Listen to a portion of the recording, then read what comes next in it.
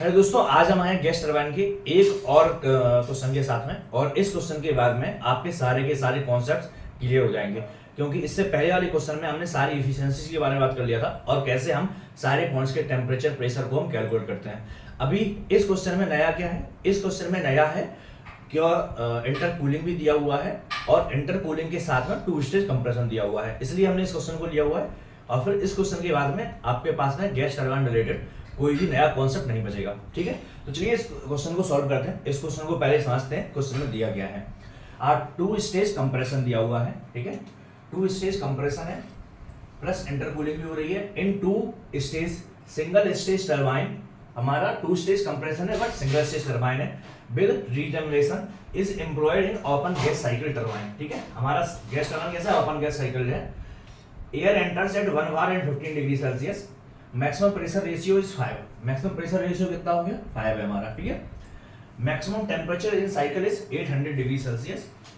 ठीक है, तो मैक्सिमम टेम्परेचर कहां पर होगा? जहां पर हमारा कंबशन के बाद में होगा। ठीक है, 250 kg पर सेकंड एयर फ्लो रिक्वायर्ड। ठीक है, एयर फ्लो में दिया हुआ है। Calorific value of fuel is 42 megajoule per KG. Isentropic efficiency of both compressor is 0.8 and effectiveness of regeneration is 0.7। ठीक है, इफेक्टिवनेस ऑफ रीजनरेशन दिया हुआ है हमें, है ना। आइसेंट्रोपिक एफिशिएंसी दी हुई है हमें। ठीक है, अब हमें आइसेंट्रोपिक एफिशिएंसी ऑफ टरबाइन भी दिया हुआ है, कितना है? 0.9 है। ठीक है, कंबशन एफिशिएंसी दी हुई है हमें 0.95। मैकेनिकल एफिशिएंसी दी हुई है हमें 0.96। जनरेटर एफिशिएंसी दी हुई है 0.75 एंड सीपीए दिया हुआ है हमें। सीपीए दिया हुआ है, सीपीजी दिया हुआ है, मींस हीट कैपेसिटी एयर की दी हुई है और हीट कैपेसिटी फ्लू गैस की दी हुई है ना। और हमें गामा की वैल्यू भी दी हुई है एयर के लिए और गामा की वैल्यू दी हुई है हमें फ्लू गैस के लिए। ठीक है, एज्यूम परफेक्ट इंटरकूलिंग। अगर हमारा परफेक्ट इंटरकूलिंग, सबसे पहले हम समझते हैं इंटरकूलिंग क्या है, कंप्रेशन क्या है। रीजनरेशन मींस हमने एग्जॉस्ट गैस की फ्लू गैस की एनर्जी का यूज करके कंप्रेस्ड एयर जो हमारी कंप्रेसर के बाद आई है उसको हमने हीट करने में रीजनरेशन का यूज किया हुआ है। क्लियर।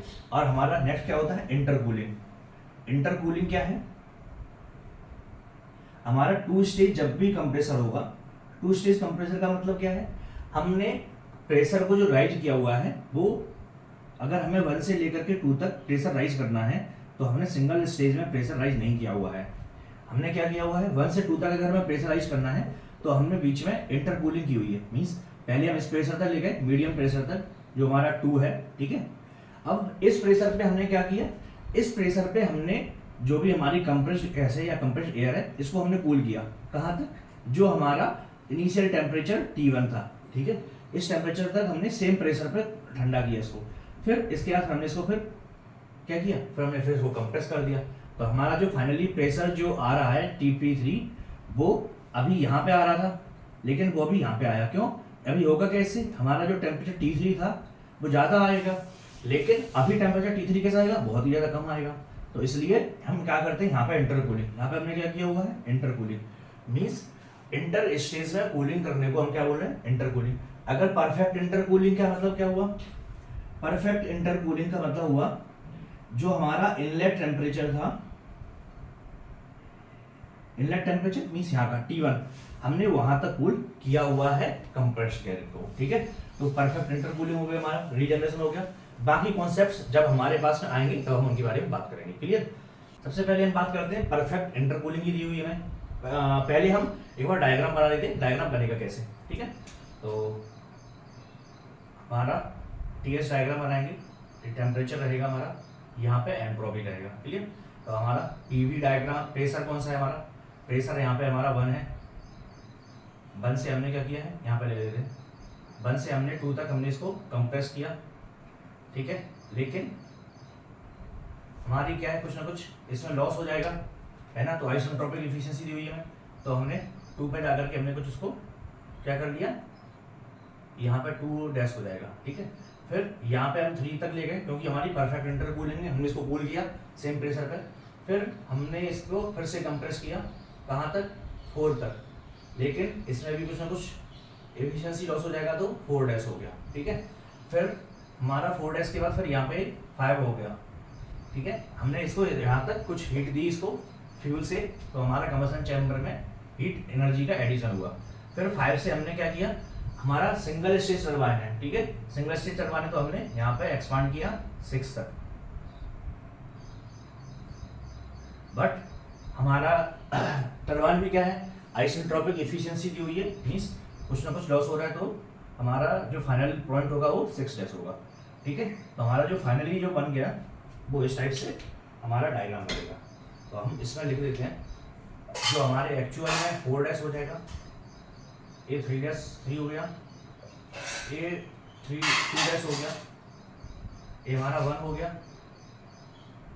ये 5 हो गया, ये 6 डैश हो गया, ठीक है। तो हमने जो भी ब्लैक से लिखा हुआ है वो हमारी एक्चुअल साइकिल है, और जो रेड से है वो हमारी आइडियल साइकिल है, ठीक है।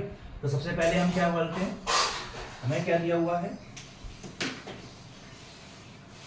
Perfect intercooling.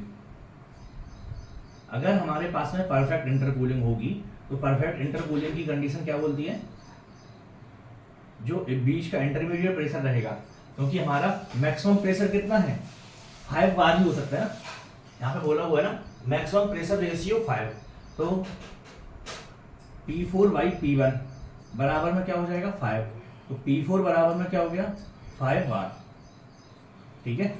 P4 बराबर 5 बार हो गया, तो इंटरमीडिएट प्रेशर कौन सा P2, तो P2 बराबर में क्या हो जाएगा under root of P1 into में P4, क्या हो जाएगा अंडर रूट ऑफ 5, 1 इंटू में 5 होगा तो 5 ही आएगा, तो हमारा P2 बराबर में क्या हो जाएगा 6, ठीक है, 2.236 बार, ठीक है। अब हमें क्या करना है, हमें फिर से वही काम करना है जो हम पहले कर रहे थे, हमें करना क्या है, सारे के सारे पॉइंट्स निकालने हैं, ठीक है। तो हमने P2 बराबर निकाल दिया 2.236 बार। अब हम सबसे पहले क्या निकालेंगे, 2 डैश निकालेंगे, ठीक है। कैसे निकालेंगे हम, P2/P1 बराबर में T2/T1 की पावर गामा -1 अपॉन गामा। अब हमें यहाँ पर एक चीज याद रखने की जरूरत है, 1 में हमारा एयर है, यहाँ पर एयर ही एयर है 4 तक, लेकिन यहाँ पे क्या हो रहा है, फ्यूल का एडिशन हो रहा है, 4 से 5 में, तो जो फाइनली हमारा गैस निकल रहा है वो फ्यूल गैस निकल रहा है, क्लियर। तो T2/T1 बराबर में P2/P1 की पावर गामा -1 अपॉन गामा, ठीक है। 2.236 की पावर गामा की वैल्यू कितनी 1.4 है, 0.4 डिवाइड बाई 1.4 बराबर में T2/T1, तो T2 बराबर क्या हो जाएगा, हम निकाल लेते हैं,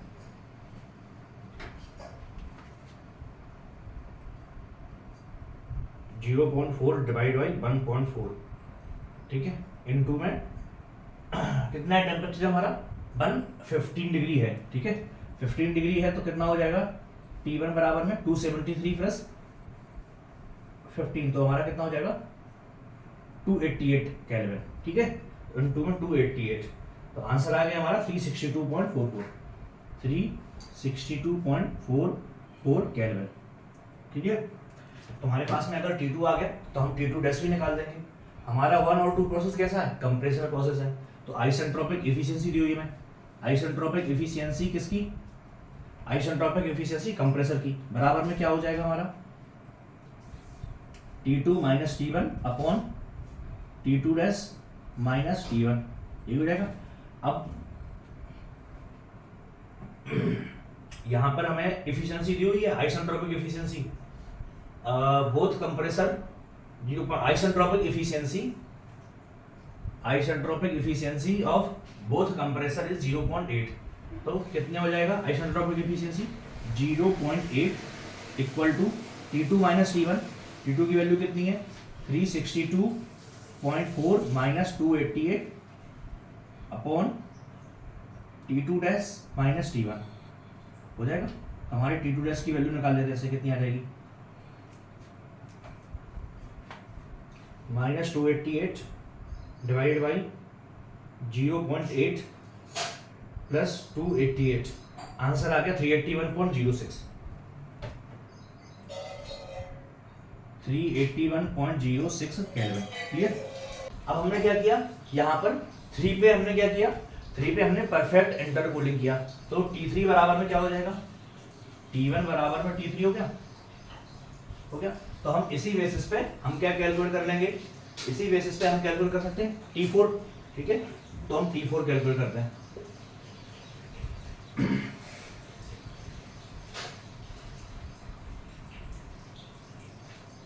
P4 by P3 equal to कितना हो जाएगा हमारा, P4 डिवाइड बाई P3 की power gamma minus 1 upon gamma बराबर में T4 बाई T3। ठीक है, P4 की वैल्यू कितनी है 5, P3 की वैल्यू 2.236 की power 0.4 divide by 1.4 equal to T4 की वैल्यू पता नहीं पता हमें, T3 की वैल्यू 288 केल्विन। क्लियर, तो हम T4 की वैल्यू निकालते हैं इससे। T4 बराबर कितना आ जाएगा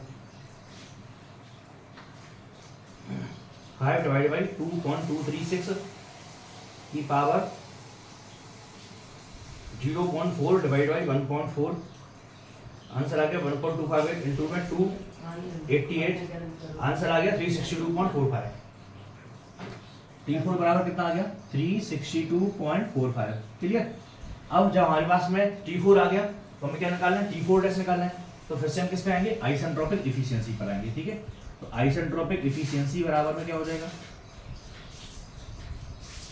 T4 minus T3 upon T4 dash minus T3। Isentropic efficiency compression की कितनी है 0.8, T4 की वैल्यू कितनी है 362.4 रखना है, T3 की वैल्यू कितनी है 288 अपॉन T4 डैश हमें पता नहीं माइनस 288। ठीक है, तो हम T4 डैश बराबर निकाल देते हैं। T4 डैश बराबर क्या हो जाएगा माइनस 288, ठीक है, डिवाइड बाई 0.8 प्लस 288, आंसर आ गया 381.06। 381.06 केल्विन। क्लियर, तो हमारा T2 डैश बराबर आ गया। अब हम T4 डैश बराबर भी निकाल लेते हैं 381.06 केल्विन। रीजनरेशन भी कर रहे हैं, रीजनरेशन कर रहे हैं तो क्या हो रहा है 6 से कुछ कूलिंग होकर के यहाँ तक आ रहा है और 4 डैश से यहाँ पे कूलिंग हीटिंग होकर के यहाँ पे आ रहा है कुछ। ठीक है, तो यही हो रहा है, तो हम इसको निकाल लेते हैं।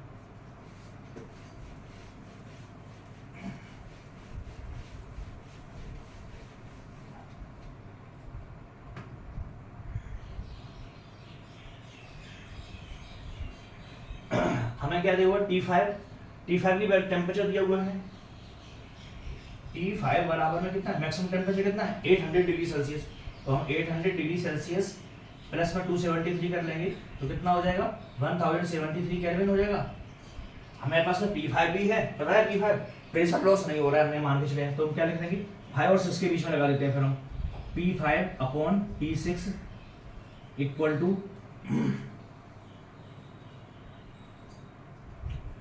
T5 अपॉन T6 हो जाएगा, यही होगा। तो P5 अपॉन P6, P5 की वैल्यू कितनी है 5, P6 की वैल्यू कितनी है 1, गामा माइनस 1 कितना हो जाएगा भाई 0.33 अपॉन 1.33। क्यों हो जाएगा, क्योंकि यहाँ पे हमारी फ्लू गैस आ गई है 5 पर, तो हमने यही पॉइंट लगा दिया 5 और 6 के बीच में। T5 की वैल्यू पता, हमें पता है 1073।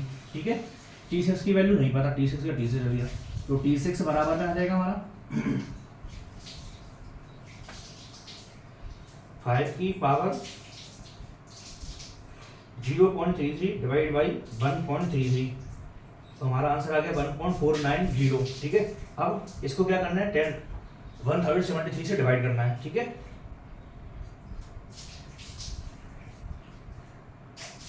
आंसर आ गया 709.7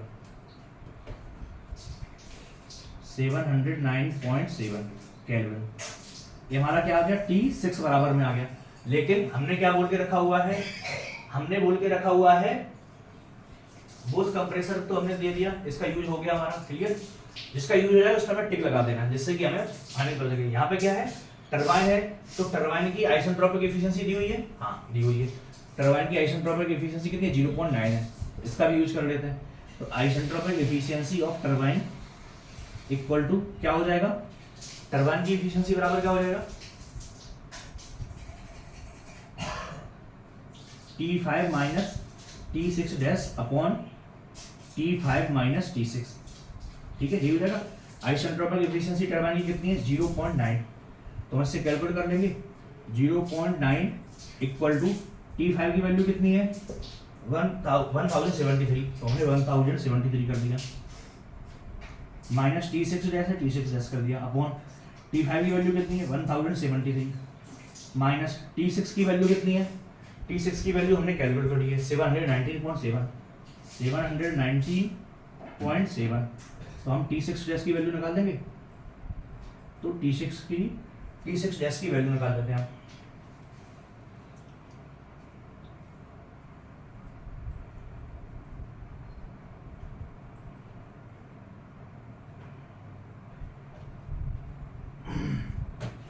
आंसर आ गया 755.0.06 केल्विन, ठीक है। तो हम यहाँ पर वैल्यू लिख देते हैं, T6 डैश बराबर में 755.06 केल्विन। यहाँ तक पूरा क्लियर है। अब हम क्या कर रहे हैं, हम कर रहे हैं रीजनरेशन। रीजनरेशन में हम करेंगे क्या, रीजनरेशन में एग्जॉस्ट फ्लू गैसेस की एनर्जी का यूज करेंगे हम कंप्रेस्ड गैस को हीट करने के लिए, क्लियर। तो जो एग्जॉस्ट फ्लू गैस है वो 6 डैश पे हो रही है। अब हम क्या कर रहे हैं, हम चाह रहे हैं इस फ्लू गैस की एनर्जी का यूज किया जाए, और एनर्जी का यूज करके हम जो एयर है, एयर को कुछ हीट कर रहे हैं। तो T4 हमारा फाइनल था, तो फाइनली टेम्परेचर कितना आ जाएगा हमारा 4, ये 4 डैश था, तो 4 डबल डैश कर देते हैं इसको, क्लियर। और यहाँ पे 6 डैश था, इसको हम 6 डबल डैश कर देते हैं, जो मैक्सिमम से मैक्सिमम टेम्परेचर मिल सके। हमें क्या दिया हुआ है, इफेक्टिवनेस ऑफ रीजनरेशन 0.7। अब इफेक्टिवनेस ऑफ रीजनरेशन का 0.7 बराबर में क्या हो जाएगा, 0.7 का मतलब होगा जितना हम मैक्सिमम से मैक्सिमम, जितना हम एक्चुअली में हम कूल कर पाए, और जितना हम मैक्सिमम से मैक्सिमम कूल कर सकते थे। हम कहाँ तक कूल कर सकते हैं, 6 डैश से हम 4 तक आ सकते हैं, है ना। तो मैक्सिमम टेम्परेचर जो हमारा आ सकता है वो कितना आ सकता है, T6 dash minus T4 dash. Means अगर हम यहाँ से इसको कूल करें तो हम T4 डैश तक जाएं, तब तक हम टेम्परेचर को कूल कर सकते हैं। लेकिन हमारा एक्चुअल में हो क्या रहा है, 4 डैश तक ही हम इनकी टेम्परेचर जा पा रहे हैं, T4 dash minus T4 dash, ठीक है। हमारा जो एक्चुअल में टेम्परेचर राइज हो रहा है वो इतना ही हो रहा है, ठीक है। तो 0.7 इनटू में T6 डैश की वैल्यू कितनी है 755.06, माइनस T4 डैश की वैल्यू कितनी है 381.06, ठीक है। इक्वल टू क्या हो गया, T4 double dash minus T4 dash, ठीक है। इसको हम कैलकुलेट कर लेते हैं एक बार, माइनस 381.006, आंसर आ गया 373.99, इनटू में 0.6, आंसर आ गया 224.399, ठीक है। T4 डैश की वैल्यू कितनी आ जाएगी 261.8, ठीक है। कितना आ जाएगा 261.8 आएगा, ठीक है। तो हमारा जो फाइनली T4 डैश की वैल्यू आ गई वो कितनी आ जाएगी, T4 डबल डैश की वैल्यू, इसमें हम T4 डैश एड कर देंगे, प्लस T4 डैश की वैल्यू कितनी है 381.06, तो फाइनली आंसर आ गया हमारा 642.86, 642.86, क्लियर। यहाँ पर 642.86 केल्विन, ठीक है। अब हमारे पास में क्या आ गया, सारे टेम्परेचर आ गए, सारे के सारे हमने प्रेशर निकाल दिए, क्लियर। अब हमारा काम बहुत ज्यादा आसान हो जाएगा, क्योंकि हमारे पास में टेम्परेचर आ गए, ठीक है। हमारा इतना काम सॉल्व हो गया। निकालना है, अब हम एक एक करके निकालेंगे, ठीक है। तो अगर हम 4 डैश से 5 के बीच में जाएंगे तो हो क्या रहा है 4 डैश और 5, इस प्रोसेस में हो क्या रहा है, कंबसन हो रहा है, कंबसन हो रहा है। तो हमारे पास में H5 बराबर में क्या हो जाएगा, जितनी भी एंथैल्पी H4 डैश में है वो, प्लस H4 डैश में जितनी भी एंथैल्पी है वो, प्लस जितना भी हमने कैलोरीफिक वैल्यू ऑफ फ्यूल को यूज किया, या फ्यूल की एनर्जी जितनी भी है वो, यही हो जाएगा। अब H5 में क्या होगा, मास ऑफ एयर भी रहेगा, मास ऑफ फ्यूल भी रहेगा, दोनों रहेंगे, इनटू में CPG हो जाएगा, Ma प्लस MF CPG, और T5 का टेम्परेचर हमने T5 लिख दिया, क्लियर। अब बराबर में H4 डबल डैश पे क्या हो जाएगा, यहाँ पे क्या है केवल एयर ही है, तो मास ऑफ एयर इनटू में Cp ऑफ एयर इनटू में T4 डबल डैश हो गया। ये हमारी एंथैल्पी 4 डैश की। कैलोरीफिक वैल्यू ऑफ फ्यूल क्या हो जाएगा, मास फ्लो रेट इनटू में कैलोरीफिक वैल्यू ऑफ फ्यूल। अब कंबसन की जो भी इफिशियंसी होगी उससे हम मल्टीप्लाई कर देंगे, यही हो जाएगा। अब एच एम ए पता है हमें, बिल्कुल पता है। हम अभी एम ए को हाल फिलहाल के लिए एम ए ही रहने देते हैं, ठीक है, प्लस एम एफ को एम एफ ही रहने देते हैं, क्लियर। सीपीजी की वैल्यू कितनी है 1.08, तो हमने 1.08 कर दिया। T5 की वैल्यू कितनी है 800 केल्विन था, 1073 हो गया, equal to mass of air. Mass of air भी पता है हमें, लेकिन हम मास ऑफ एयर लेने देते हैं अभी। सीपीए की वैल्यू कितनी है 1.005।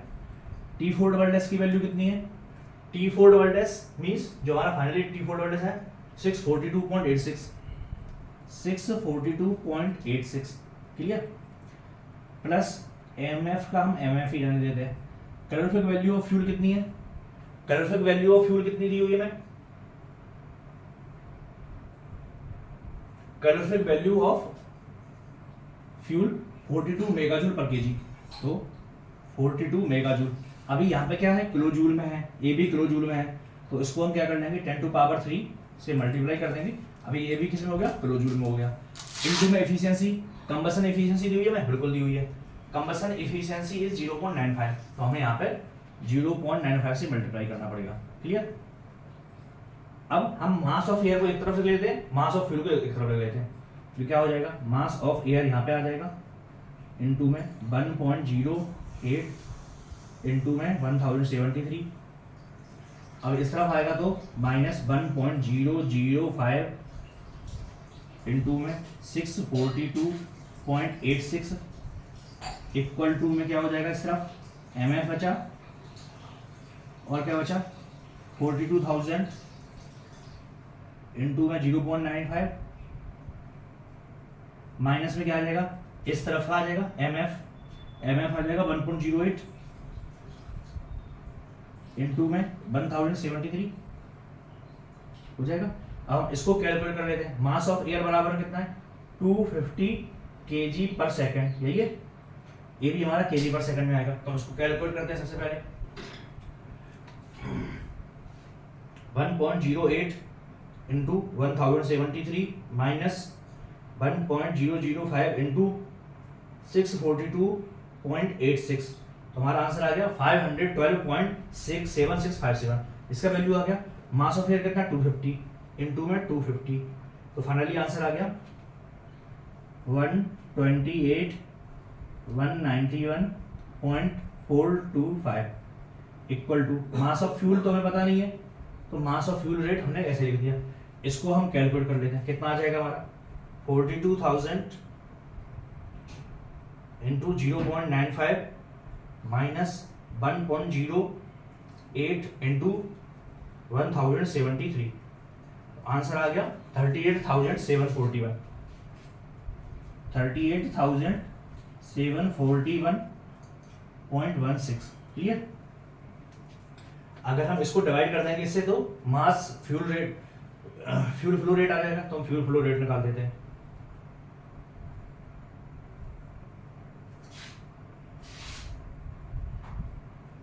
$128,191.425, आंसर आ गया 3.31। Mass flow rate of fuel बराबर में कितना आ गया 3.31, क्या हो गया केजी पर सेकेंड, क्लियर।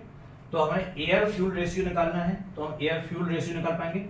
हम यहाँ पर लिख देते हैं एम एफ बराबर में 3.31 kg per second. Flow rate of fuel आ गया। एयर फ्यूल रेशियो निकालना है, तो एयर फ्यूल रेशियो निकालना है तो पहले एयर का मास, एयर कितना जा रहा है 250 kg पर सेकेंड और फ्यूल कितना जा रहा है 3.31 kg पर सेकेंड, तो हमारा आंसर कितना आ जाएगा 250 डिवाइड बाई 3.31, आंसर आ गया 75.5, ठीक है, पहला आंसर हो गया हमारा। नेक्स्ट हमसे क्या बोला हुआ है साइकिल एफिशिएंसी, तो हमारी साइकिल एफिशिएंसी बराबर में कितना हो जाएगा। साइकिल एफिशिएंसी निकालने के लिए हमें क्या करना पड़ेगा, साइकिल एफिशिएंसी निकालने के लिए जो भी हमारा नेटवर्क है, वर्क नेट अपॉन जितना भी हमने टोटल एनर्जी इनपुट किया, क्लियर, यही होगा। तो डब्ल्यू नेट निकालेंगे कैसे हम, डब्ल्यू निकालेंगे कैसे, जितना हमारा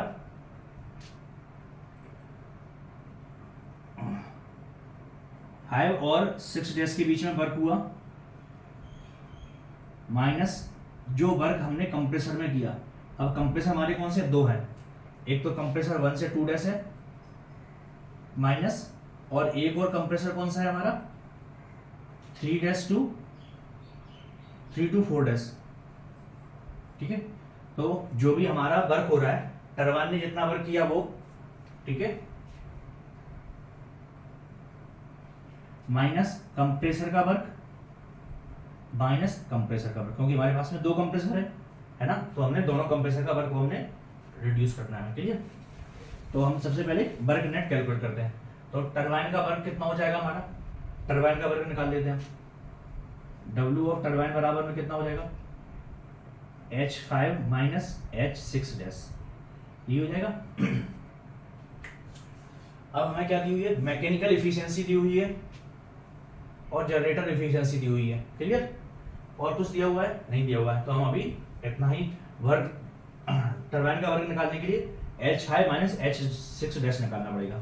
तो H5 बराबर में कितना हो जाएगा, यहाँ टरबाइन में कौन सा है, फ्लू गैस है, तो Ma प्लस MF, क्योंकि हमारे पास में फ्लू गैस भी रहेगा और एयर भी रहेगा, तो CpG रहेगा, क्योंकि फ्लू गैस की हमारी जो भी हीट कैपेसिटी है T5 माइनस T6 डैश हो जाएगा। ठीक है, अब Ma अपॉन MF की वैल्यू रख देते हैं, कितना हो जाएगा 250 प्लस 3.31, CpG की वैल्यू 1.08, T5 की वैल्यू 1073 माइनस T6 डैश की वैल्यू 755.06। क्लियर, तो हम इसको कैलकुलेट कर लेते हैं, कितना आएगा आंसर,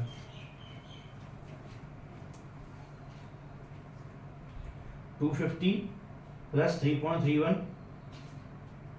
253.31 हो गया, इंटू 1.08 इंटू 1073 माइनस 755.06, तो आंसर आ गया हमारा W टरबाइन बराबर में इतना हो गया, इतना हो गया, इतना हो गया, हमारा आंसर आ गया 86.98 मेगावाट, क्योंकि क्लोज लूप था ये, और अभी हमारा किस में आ गया, मेगावाट में आ गया।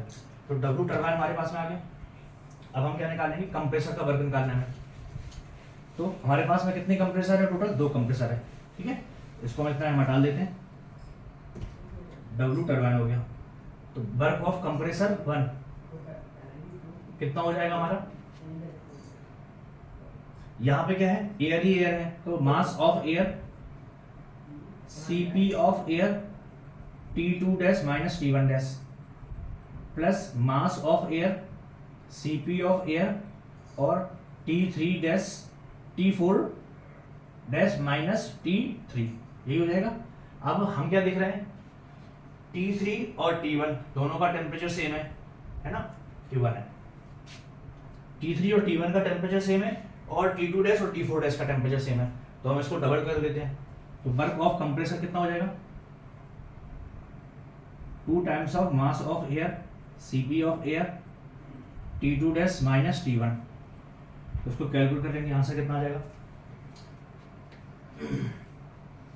2 times of mass of air कितना है 250 इंटू CPA कितना है 1.005 इंटू T2 डैश की वैल्यू कितनी है, T2 डैश की 381.06 माइनस T1 की वैल्यू कितनी है, T1 की वैल्यू है 288, तो फाइनली आंसर आ गया हमारा 46.762 मेगावाट,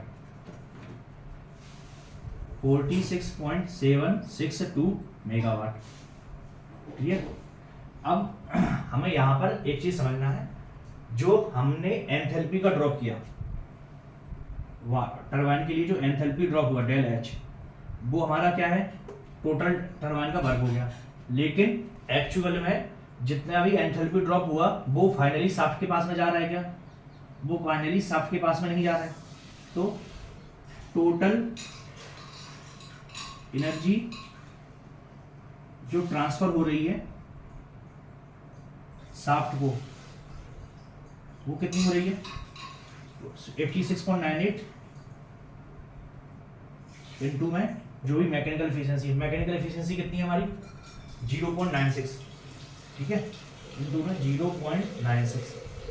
तो हमारा क्या हो रहा है, इतना फाइनली हमारे पास में शाफ्ट पावर है, ठीक है। तो 86.98 इनटू में 0.96 करेंगे, कितना आ जाएगा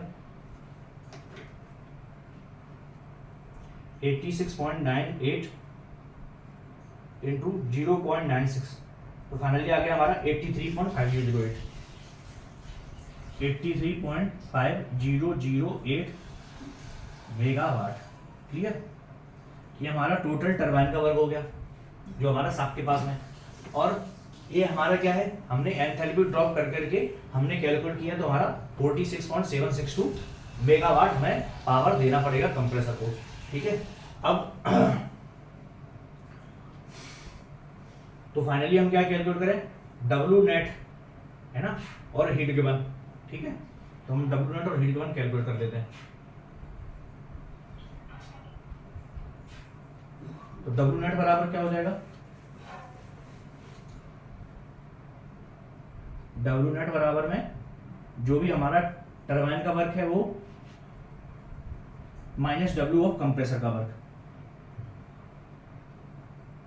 कितना है हमारा 83.5008 माइनस कंप्रेसर का वर्क कितना है 46.762, ठीक है। हम इसको कैलकुलेट कर लेते हैं, आंसर कितना माइनस 46.762, आंसर आ गया 36.7388 36.7388, ठीक है। ये हमारा डब्ल्यू नेट हो गया, ठीक है। अब हमें क्या निकालना है, एफिशिएंसी निकालना है, तो हम एफिशिएंसी कैलकुलेट करते हैं। एफिशिएंसी बराबर में क्या हो जाएगा, जो भी हमारा डब्ल्यू नेट है वो डिवाइड बाई जो हमने क्यू हीट एडिशन किया, क्यू हीट एडिशन कितना किया, जितना हमने कैलोरीफिक वैल्यू ऑफ फ्यूल दिया। तो डब्ल्यू नेट बराबर तो हमारे पास में आई है, इसको ऊपर कैलकुलेट कर लेते हैं एक बार। डब्ल्यू नेट बराबर में कितना है, डब्ल्यू नेट बराबर में 36.7388, क्लियर, अपॉन हीट एडिशन कितना हो रहा है फ्यूल का, मास फ्यूल का flow rate, mass of fuel flow rate CP और calorific value of fuel into में थर्मल एफिशिएंसी, जो भी कंबशन एफिशिएंसी है। मास फ्यूल फ्लो रेट कितना है 3.31 इनटू में कैलोरीफिक वैल्यू ऑफ फ्यूल कितना है, कैलोरीफिक वैल्यू ऑफ फ्यूल दिया हुआ है, हाँ दिया हुआ है 42 मेगाजूल। तो 42,000 इनटू में एफिशिएंसी कितनी, कंबशन एफिशिएंसी है 0.95 इनटू में 0.95, तो हम कैलकुलेट कर लेते हैं इसको 36.738, एक इसमें मेगाजूल में, मेगावाट में है ना, तो इसको हटा देते हैं। और 42 अभी हमारा केस में हो जाएगा, ये भी मेगाजूल में हो गया।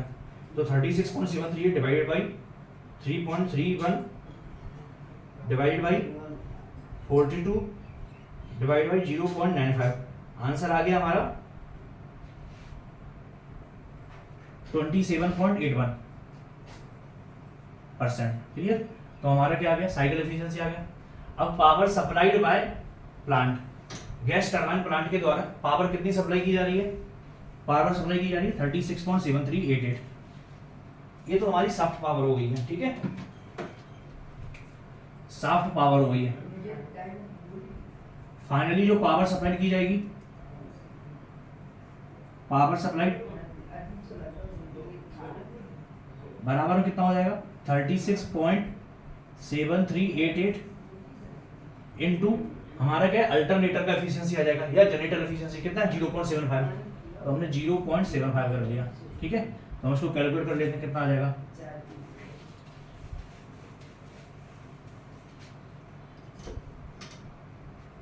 36.738 इंटू 0.75, आंसर आ गया 27.55, ये किसमें आ जाएगा, मेगावाट में आ जाएगा, क्लियर। तो मैंने पावर सप्लाई निकाल दी। नेक्स्ट हमें क्या निकालना है, स्पेसिफिक फ्यूल कंजम्पशन, ठीक है। इस पे fuel consumption per hour, fuel consumption हमारा किस में आया, पर सेकंड में आया, तो पर आवर में निकाल देंगे। तो फ्यूल कंजम्पशन पर आवर कितना हो जाएगा 3.31 इंटू 3600 क्या हो जाएगा 11,991.6 ये क्या होगा kg पर हावर। ये फ्यूल का रिक्वायरमेंट हो गया। अब हमें स्पेसिफिक फ्यूल कंजम्पशन निकालना है। स्पेसिफिक फ्यूल कंजम्पशन क्या बोलते हैं? पावर आउटपुट और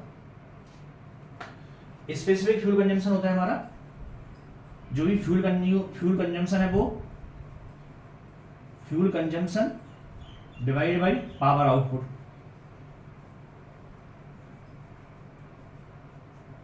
ठीक है, तो जो हमारा फ्यूल कंजम्पशन है वो कितना है 11,916 और पावर आउटपुट कितना है 27.55।